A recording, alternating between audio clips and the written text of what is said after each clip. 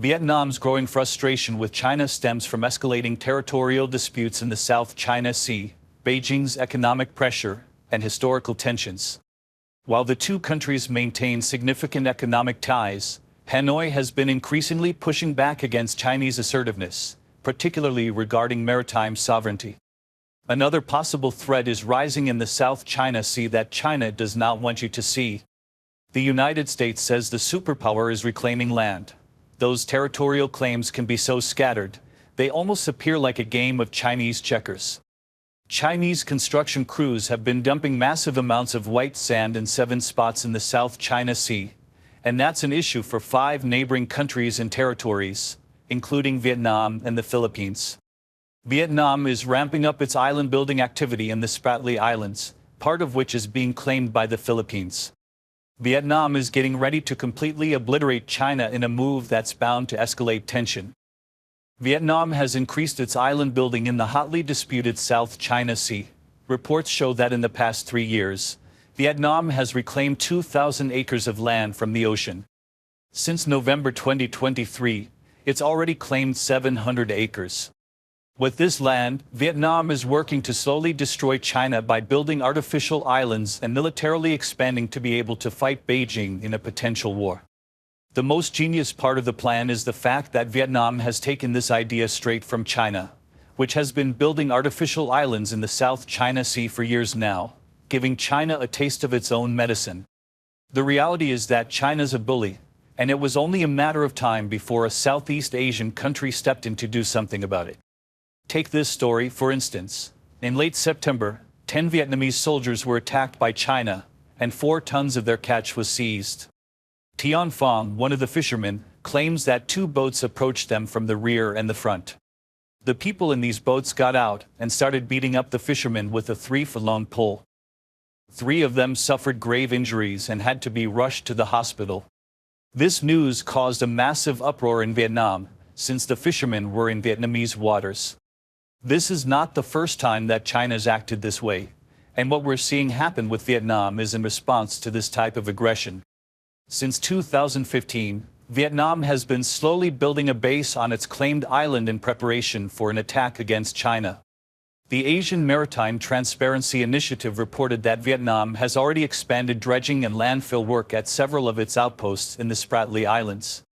This has created about 420 acres, or 170 hectares, in 2022 and comes to a grand total of 540 acres, 219 hectares, in the last 10 years. The Spratly Islands that Vietnam has claimed are called Nam Yet Island, Person Reef, Sand Cay, and Tenen Reef. So far, these are the islands where the most amount of work is being done to develop the area. Vietnam is using clamshell dredgers and other high-end construction equipment to scoop up parts of the shallow reef and deposit them in the areas where they want to create land. This development is going to make it possible for bigger vessels to land on the island, especially military ones. At 5 of the islets, which are basically small islands, new landfill work has already begun, with the purpose of creating small rigs and platforms on the island. There are already 51 outposts spread across the islands, and at the rate of development, there's bound to be a lot more. Vietnam has also begun to add buildings to the major islets, and research by the U.S. think tank, the Center for Strategic and International Studies, shows that the work has included new communications equipment, a sports field, and the extension of a runway to about 1.31 miles, about 1,300 m, on its largest holding on the Spratly Islands. The Bar Canada Reef, which is Vietnam's biggest outpost, has doubled in size over the past 6 months, from 238 to 412 acres. The reef now measures 2.68 miles, 4,318 meters, meaning it could potentially be used to build a 1.86-mile, 3,000 meters, runway. China has runways of its own like this on Fiery Cross, Mischief, and Sibi reefs. Vietnam's development of buildings and infrastructure on the islands has been uneventful, but the interesting developments that everybody's really concerned about are the military ones. A Chinese think tank, the South CHC Probing Initiative, believes that Vietnam is trying to pretend like the work it's doing on the island is for civilian use, while it's actually building up the islets for military purposes.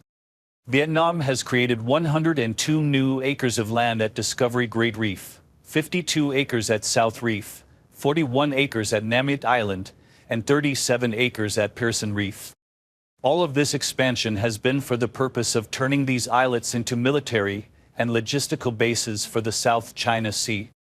There's also been an increase of Vietnamese troops and civilians on these islands and reefs as Vietnam works swiftly to transform the territory into a military hub.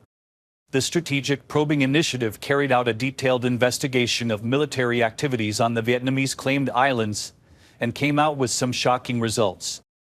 Naval Regions 2 and 4 of the Vietnamese Navy cover the Spratly Islands, with 2 units stationed at Quan Đảo Truong Sa. Naval Region 4 has been on the islands ever since they were seized from China in 1978. These 2 units regularly carry out anti-landing operations on the islands and reefs and have suspiciously stopped foreign ships from approaching them to gain control of the waters. What's even more alarming for China is the fact that over 2,000 soldiers have been deployed to defend the islands and reefs. The developments on the island are also extensive, with fortifications created by combining fields and permanent fortifications. The military has also set up the ground battlefields, underground bunkers, and combat and living facilities. The islands with the most military presence are Spratly Island and Nam It Island, where battalion-ready units of troops are stationed. The artillery that's also been found on the island shows that Vietnam is not just looking to bolster an area of defense. The island has 4.8-inch howitzers and 5.8-inch cannons, T-34-85 medium tanks, PT-76 amphibious light tanks, and Type 63 amphibious light tanks. Vietnam has also created an air defense firepower with 0.9-inch and 1.5-inch anti-aircraft guns. While most of the artillery is old and from the Soviet era, it's still pretty useful. On top of all this, Vietnam also has a VRS-CSX band medium-range coastal warning radar system that can detect targets as far as 105 miles, 170 kilometers. All of this is just for 2 reefs, but there's more military presence even on the smaller ones. On 11 other reefs, Vietnam has defensive facilities that are meant to form loose defenses. Each of these reef forts has a squad of soldiers stationed there, with anti-aircraft machine guns, RPG-7s, and Kalashnikov assault rifles, as well as several machine gun bunkers. This level of military expansion and fortification is not simple defense preparation. Vietnam has had a long time to watch China's aggression in the South China Sea, and it's clear that Hanoi is preparing to go head-to-head with Beijing. What's more interesting about Vietnam's strategy is that it's been taken straight out of China's handbook. Since 2013, China has built on a total of 7 Spratly Islands. China's been working tirelessly to try and fortify its claim of the islands, and images taken by a Filipino photographer, Ezra Kayan, show island bases that are considered to be unsinkable aircraft carriers. These bases are being used by the PLA to hunt submarines in the South China Sea. To fortify the artificial islands, China has also added more buildings, radars, and aircraft hangars. In the images taken by the Filipino photographer, you can clearly see military camps and large aircraft hangars on all 7 Chinese artificial islands. We need to go back a bit, because these artificial islands haven't always existed. In order to be able to build its structures, China needed to establish more land on the sea, and since islands are made of sand, the task was pretty simple. To be able to construct these artificial islands, China began by building on top of already existing islands, rocks, and even coral reefs. On top of these existing structures, China basically poured a whole lot of sand using dredgers, which are basically ships that pick up material and move it from the seafloor. The mechanism of these dredgers is pretty advanced. The ships use large tubes with cutting attachments at the end to grind up material on the seafloor and suck it up. This material is then carried through the pipes or hoses and dumped on top of existing formations. Once the islands are big enough, China can then lay down cement and build structures on them. A lot of sand is used in the process, because in order to build important structures like military bases and airstrips, you need a whole lot of land. According to research by the Asia Maritime Transparency Initiative, China's man-made contraptions currently have almost 32,000 acres of new land. Unlike Vietnam, where parts of its islands are for civilian use, the entire 7 islands are being used for China's military capability. Photographs like the ones we showed you earlier reveal that the islands are so covered by military bases that they don't have space to plant a single tree. The military bases on the islands have missile systems, radars, runways specifically made to carry heavy aircraft, fuel storage, and naval facilities. With such an extensive military presence on their islands, it's no surprise that Vietnam's working hard to bolster its military presence, too. According to Dr. Malcolm Davis, a defense strategy and capability senior analyst from the Australian Strategic Policy Institute, the resources concentrated on these Chinese islands give China enough power to overwhelm the Association of Southeast Asian Nations militarily. This is crazy, considering the fact that this association includes Brunei, Cambodia, Indonesia, Laos, Malaysia, Myanmar, the Philippines, Singapore, Thailand, and Vietnam. ASEAN is a regional organization that's working to promote economic growth and cultural development in Southeast Asia. This organization has had to deal with China's aggression in the South China Sea for a hot minute, and the fact that China's artificial islands have the power to project military power from northern Australia or into the Indian Ocean is the reason countries like Vietnam are soldiering up. China's aim in its military expansion is to fortify its claims that most of the territories in the South China Sea belong to it. Vietnam's aim is to solidify its territories and fight back against China's aggressive expansion in the region. As Vietnam continues on with its expansion, it seems that China is the only one bothered by its actions. Most of the countries in Southeast Asia understand Vietnam's objectives and stand by them. To them, China's actions are destabilizing because it's using its islands to harass Southeast Asian countries. According to Alan Chung, associate professor at the S. Rajaratnam School of International Studies in Singapore, they've never had, I think, a standoff with any other country because all the other claimants have respectfully kept their developable spheres around the South China Sea. And I think there's this inter-Asian consensus that within ASEAN, the claimants do not rock the boat so as to present a common front towards China. Vietnam's been respectful of the territories that the Philippines and Taiwan have claimed, so they have no reason to worry.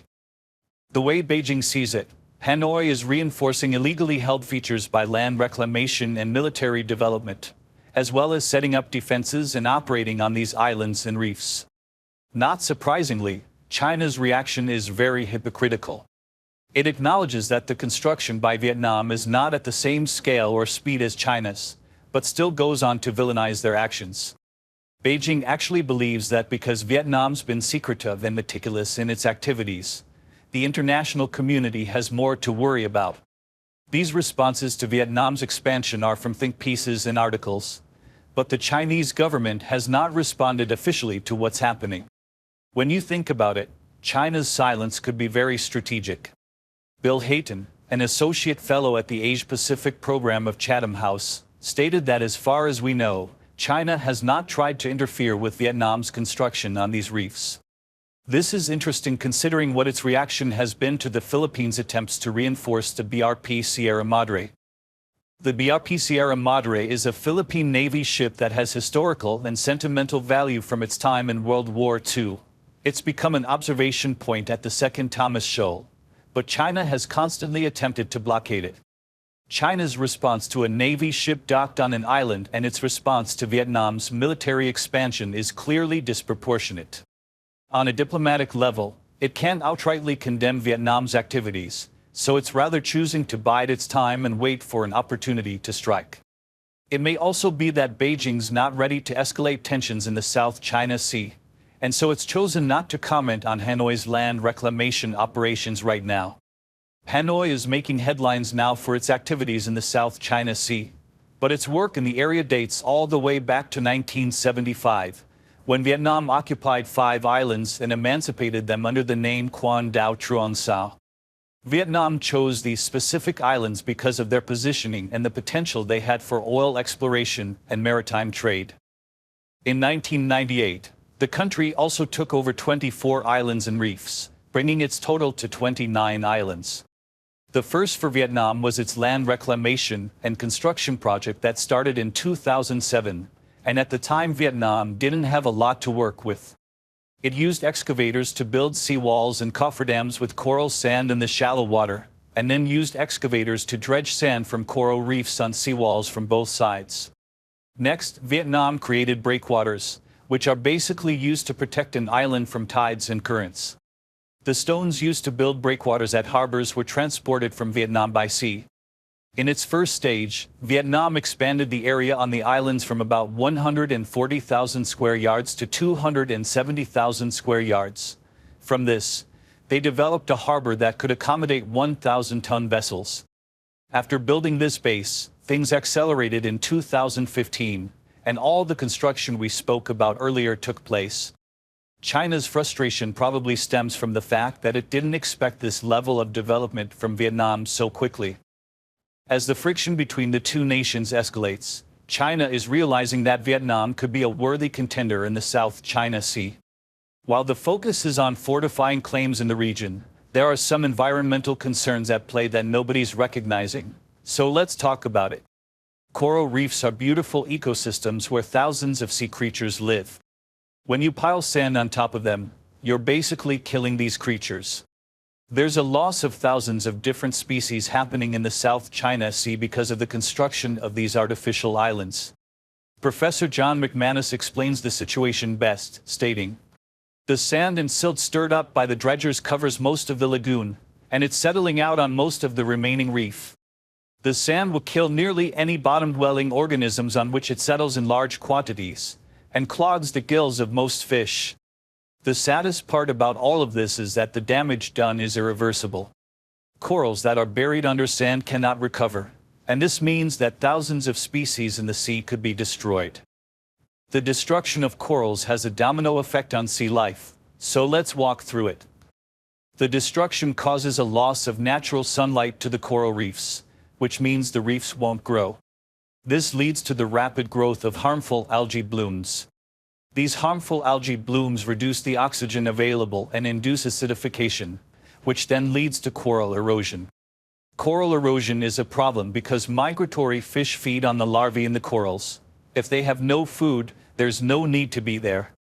The artificial building of islands in the area has led to a deep decline in fishing stock in the region. According to the Maritime Executive, fish stocks have declined by 1/3 and are expected to decrease by an additional 59% by 2045 if current practices persist. This means that livelihoods are at stake. If this continues, for most countries in the Indo-Pacific region, fishing is a source of employment and sustenance on a national level. Countries' food security and GDP contributions could be affected by this construction. With all that being said, environmentalists report that the way that Vietnam has been building its islands has been less environmentally taxing than China. According to the AMTI, Vietnam's method is considerably less damaging to the wider environment, though of course, destroying 520 acres of coral reef is still quite bad for the environment and fisheries. The environmental aspect is not as important for China and Vietnam because the focus is political. The battle for the South China Sea has more players than just Vietnam and China. For China, all of its territorial claims are fueled by the idea of the 9-dash line. Based on this, China claims the Spratly Islands, Paracel Islands, Scarborough Shoal, and other reefs on the sea. China's legal claim is basically that it called dibs first. It asserts that the South China Sea was discovered in the 3rd century and mapped out by Chinese scholars. This is backed up by the fact that there is evidence from some of the islands of Han Dynasty-era artifacts. Because of this evidence, China feels that any other claims that have been made are illegitimate. Every time any other territory tried to assert a claim in the sea, China would push back.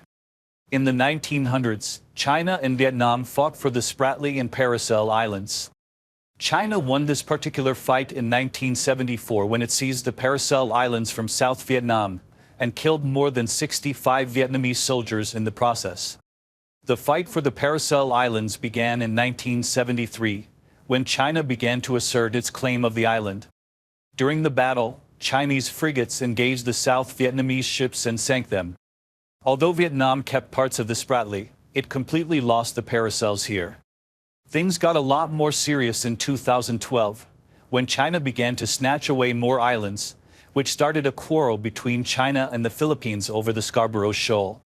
Not being able to come to a resolution, the Philippines filed an arbitration case with the Permanent Court of Arbitration in The Hague. The basis of the claim was the UN Convention on the Law of the Sea, which China is a signatory to. At this stage, the Philippines had tried everything, and this was a last-ditch attempt at saving the situation. The Philippines wanted the court to rule on what territorial claims it owned in the South China Sea and to determine if China had infringed on its territorial rights through China's construction and fishing activities. The problem was that China refused to take part in the case, claiming that UNCLOS was beyond the jurisdiction of the Permanent Court of Arbitration. On July 12, 2016, the arbitral tribunal ruled in favor of the Philippines, determining that major elements of China's claim, including its 9-line, recent land reclamation activities, and other activities in Philippine waters, were unlawful. The ruling did very little for the Philippines, and China continued on as if nothing had changed. The disputes between China and the Philippines have gotten so intense that both of their coast guards have reportedly been attacked. In August, there was a reported case of Chinese-Philippine vessels colliding near the Sabina Shoal. The Chinese Coast Guards claimed that it was the Philippine vessel's fault and that it had deliberately hit them.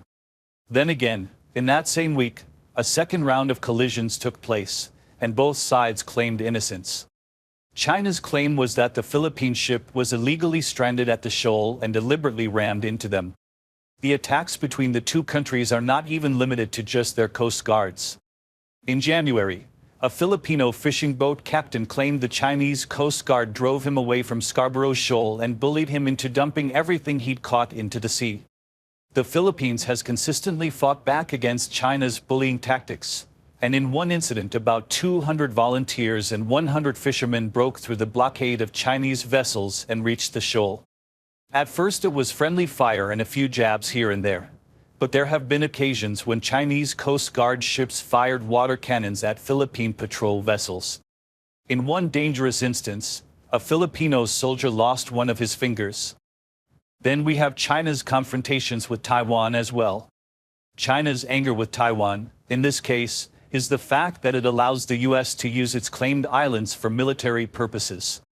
Taiwan and the U.S. have worked closely in the South China Sea to push back against Chinese aggression.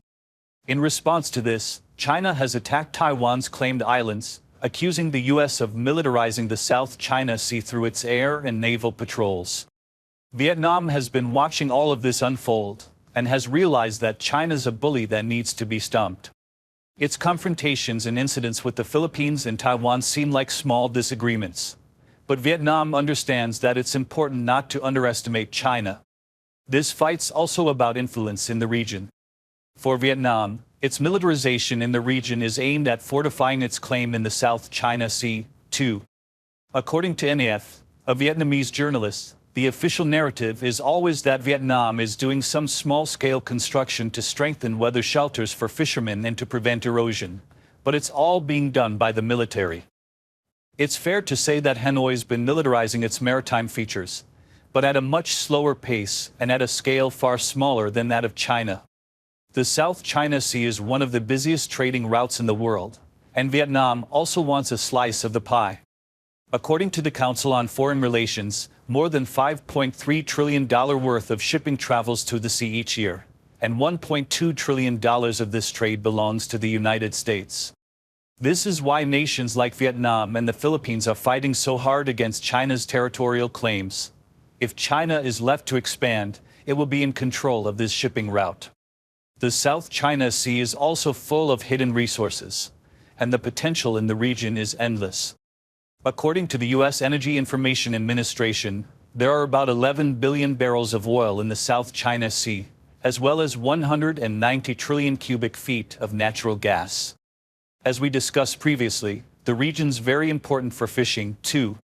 China's as aggressive as it is in the region because a large part of its economy is centered on fishing. Currently, China accounts for 17.4% of the world's marine catch. The runner-up is Indonesia, and China makes 3 times more than it does. All this makes the battle for the region pretty intense and fuels Vietnam and China's rapid military expansion in the Spratly Islands. The increase in military expansion by Vietnam in the Spratly Islands is a definite cause of concern for China. Before 2015, land reclamation was happening gradually, but after that, Hanoi's expansion has been rapid. The most concerning of its actions is the movement of artillery to the islands, which is a clear sign that preparations are underway for something. While China may have chosen to let this slide for now, it must be noted that this rapid expansion by Hanoi is telling of potential plans for invasion. And that's the latest on today's top stories. What are your thoughts? If you'd like to dive deeper into any of these topics or explore related issues, feel free to leave a comment. Thank you for tuning in and spending your time with us. Stay informed, stay curious, and we'll see you next time. Take care.